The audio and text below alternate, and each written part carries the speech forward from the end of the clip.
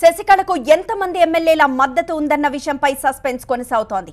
తనకు 130 మంది ఎమ్మెల్యేల మద్దతు ఉందని శశికళ చెబుతున్నారు. వీళ్లందర్నీ సీక్రెట్ క్యాంప్కు తరలించారు.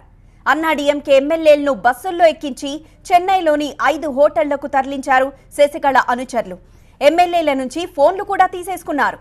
గతంలో జయలలిత నియమించిన అన్నాడీఎంకే ఐటీ విభాగం చీఫ్ను తొలగించారు Sasikala.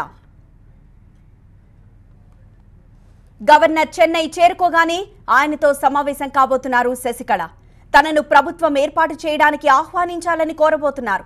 Care taker CM Panneerselvam కూడా గవర్నర్తో సమావేశం కాబోతున్నారు. గవర్నర్ విద్యాసాగర్ రావు ఏ నిర్ణయం తీసుకుంటారన్న విషయంపై ఉత్కంఠ నెలకొంది.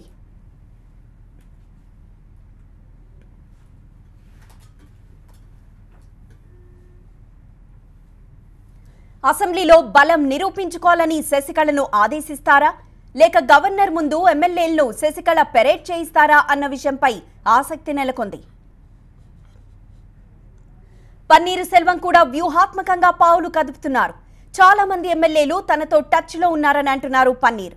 అంతేకాదు, అన్నాడీఎంకే ఖాతాల నుంచి ఒక్క పైసా కూడా తన సంతకం లేకుండా ట్రాన్స్ఫర్ చేయరాదని బ్యాంకుకు లేఖ రాశారు. అమ్మను తనను పార్టీ కోశాధికారిగా నియమించిందని, శశికళతో సహా ఎవరికీ తనను పదవి నుంచి తొలగించే అధికారం లేదంటున్నారు.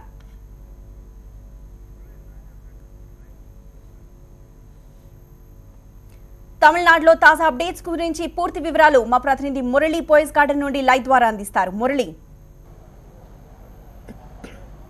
తమిళనాడులో జరుగుతున్నటువంటి రాజకీయ పరిణామాలు ఒక పొలిటికల్ థ్రిల్లర్ మూవీని తలపిస్తూ ఉన్నాయి. ప్రతి అంశం కూడాను ఎప్పుడు ఏం జరుగుతుందో కూడా తెలియనటువంటి అంశం. శశికళ సీఎంగా ప్రమాణ స్వీకారం చేసేందుకు చేసుకున్న అన్ని ఏర్పాట్లు ఫస్ట్ హాఫ్ వరకు అంతా సాఫీగా జరిగినప్పటికీ ఒక్కసారిగా శశికళపై పన్నీర్ సెల్వం తిరుగుబాటు చేయడంతో మొత్తం పరిస్థితి అంతా కూడా మారిపోయింది. ఇప్పుడు అన్ని వరుస చిక్కులతో చిన్నమ్మ ఎదుర్కొంటున్నారు. వాటి నుంచి ఎప్పుడు బయటపడతారో కూడా తెలియనటువంటి ఒక పరిస్థితి ఉంటే, నిన్న జరిగినటువంటి పరిణామాలన్నీ చూస్తే తాను అసెంబ్లీలో బల నిరూపణకు సిద్ధంగా ఉన్నాను, ప్రభుత్వం తానే ఏర్పాటు చేయబోతున్నాను పన్నీర్ సెల్వం చెప్పిన మాటలతో ఒక్కసారిగా తెలియని ఆందోళన అన్నాడీఎంకే వర్గాల్లో మొదలైంది. దీంతో ఉన్నటువంటి అత్యవసర ఎమ్మెల్యేల సమావేశం ఏర్పాటు చేశారు. సో ఈ సమావేశానికి ఎమ్మెల్యేలందరూ కూడా వచ్చారు. అయితే 134 మంది ఎమ్మెల్యేలకు 131 మంది ఎమ్మెల్యేలు హాజరయ్యారు. బలవంతా మా వైపే ఉందని శశికళ వర్గం పదే పదే చెబుతూ వచ్చింది. కానీ ఆలస్యంగా తెలిసిన విషయం ఏంటంటే, ఆ సమావేశానికి వచ్చింది కేవలం 87 మంది ఎమ్మెల్యేలు మాత్రమే. మిగిలిన 43 మంది ఎమ్మెల్యేలు ప్రస్తుతానికి ఎక్కడున్నారో కూడా తెలియదు. ఇటు శశికళ వర్గం నిన్నటి నుంచి కూడా ప్రయత్నిస్తున్నప్పటికీ ఇప్పటికీ కూడా వారి ఆచూకీ ఎక్కడ ఉందనేది కూడా తెలియదు. సో వీరంతా కూడా పన్నీర్ సెల్వం వెంట నడవబోతున్నారు, రహస్యంగా ఒక చోట ఉన్నారు. పన్నీర్ సెల్వం కూడా ఒక క్యాంపు నిర్వహిస్తున్నారు అన్నటువంటి ఒక ప్రచారం కూడా జరుగుతుంది. సో తనకంటూ ఒక బలం లేకుండా, తనకంటూ మద్దతు లేకుండా పన్నీర్ సెల్వం ఈ వ్యాఖ్యలు చేయడు. వ్యాఖ్యల వెనక ఖచ్చితంగా చీలిక అనేది జరిగింది. ఎమ్మెల్యేలు శశికళకు దూరంగా రాబోతున్నారు అనేది ఒక ప్రచారం జరుగుతోంది. సో ఇవాళ గవర్నర్ ఢిల్లీకి చెన్నైకి రాబోతున్నారు. చెన్నై వచ్చిన తర్వాత పన్నీర్ సెల్వం కావచ్చు, ఇటు శశికళ కూడా, ఇద్దరు కూడా ఈ రెండు వర్గాలు కూడా గవర్నర్ కలిసేందుకు ఏర్పాట్లు చేసుకున్నారు. అయితే ఇప్పటి వరకు అధికారికంగా ఈ నేతలకు అపాయింట్మెంట్ ఇచ్చినట్టు ఎటువంటి సమాచారం లేదు. సో ఇప్పటికే అన్నాడీఎంకే ఎంపీలంతా కూడా ఢిల్లీ వెళ్లి రాష్ట్రపతిని, ప్రధాని కూడా కలిసి ఏర్పాట్లు చేస్తూ ఉన్నారు.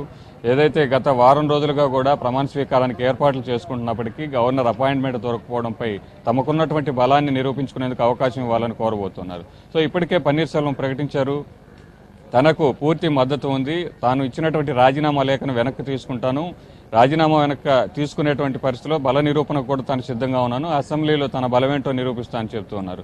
సో ఇప్పుడున్నటువంటి ఈ క్యాంపులో పూర్తి స్థాయిలో ఎమ్మెల్యేలు శశికళకు గనక లేకపోతే పన్నీర్ సెల్వం బల నిరూపణకు వెళితే ఖచ్చితంగా తాను నెగ్గేటువంటి అవకాశం ఉంది. సో ఆ పరిస్థితి ఉంటుందా, గవర్నర్ అవకాశం ఇస్తారా లేదా కూడా చూడాల్సిందే. సాంకేతికంగా రాజీనామాను వెనక్కి తీసుకునే అవకాశం ఎంతవరకు ఉంది, తనకున్నటువంటి విచక్షణాధికారాలను ఉపయోగించి బల నిరూపణకు అవకాశం ఇస్తే కనుక శశికళ వర్గం ఏదైతే చెప్తుందో ప్రమాణ స్వీకారానికి అవకాశం ఇవ్వాలని ఎమ్మెల్యేలందరితో కలిసినప్పటికీ కూడాను ప్రమాణ స్వీకార ఏర్పాట్లు అనేటువంటి విశ్వాస తీర్మానమే జరిగేటువంటి అవకాశం ఉంది. సో అప్పుడు ఎంతమంది చీలిక మంది ఎమ్మెల్యేలు ఉంటారు, మిగిలినటువంటి ఎమ్మెల్యేలు అవసరమైతే ఒకవేళ శశికళ కోటరీలో కూడా సగానికి పైగా ఎమ్మెల్యేలు మిగిలిపోతే ముందు నుంచి భావిస్తున్నటువంటి డీఎంకే మద్దతు ఇస్తామని చెప్తోంది. ఆ వైపుగా మద్దతు వచ్చేటువంటి అవకాశం ఉందనేది కూడా చూడాల్సింది. సో ఒక్కసారిగా మారినటువంటి పరిణామాలతో ఇక్కడ పోయస్ గార్డెన్లో చూస్తున్నాం, వాహనాలు అనేటివి రోజు రద్దీగా ఉండేవి, కానీ ఇప్పుడు మాత్రం నిర్మానుష్యంగా మారిపోయింది.